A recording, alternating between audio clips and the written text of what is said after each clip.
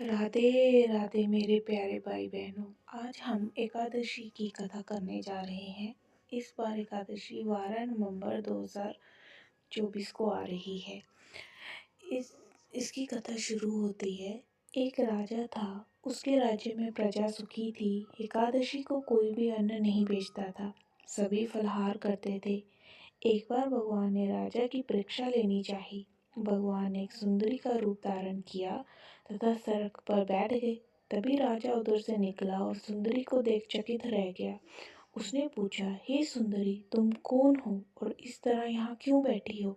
तब सुंदर स्त्री बने भगवान बोले, मैं निरीक्षिता हूँ, नगर में मेरा कोई जाना पहचाना नहीं है, किससे सहायता मांगो? राजा उसके रूप पर मोहित हो गया। वह बोला, तुम मेरे महल में चलकर मेरी रानी बनकर हो। सुंदरी बोली, मैं तुम्हारी बात नहीं मानूंगी, पर तुम्हें राज्य का अधिकार मुझे सौंपना होगा।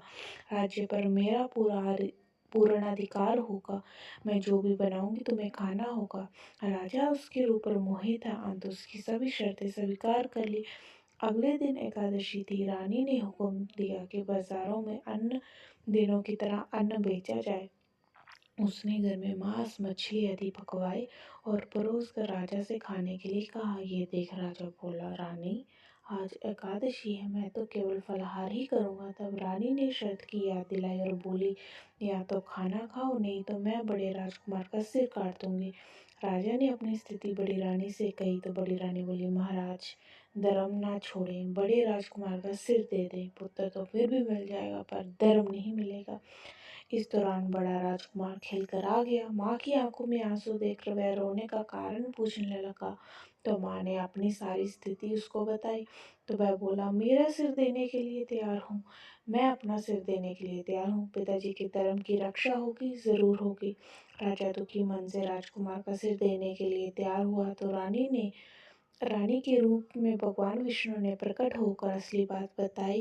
राजन, तुम इस कठिन परीक्षा में पास हुए। भगवान ने प्रसन्न मन से राजा से वर मांगने को कहा तो राजा बोला, आपका दिया सब कुछ है, हमारा उद्धार करें। उसी समय वहां एक विमान उतरा। राजा ने अपने राज्य पुत्र को सौंप दिया और विमान में बैठकर धाम को चले गए।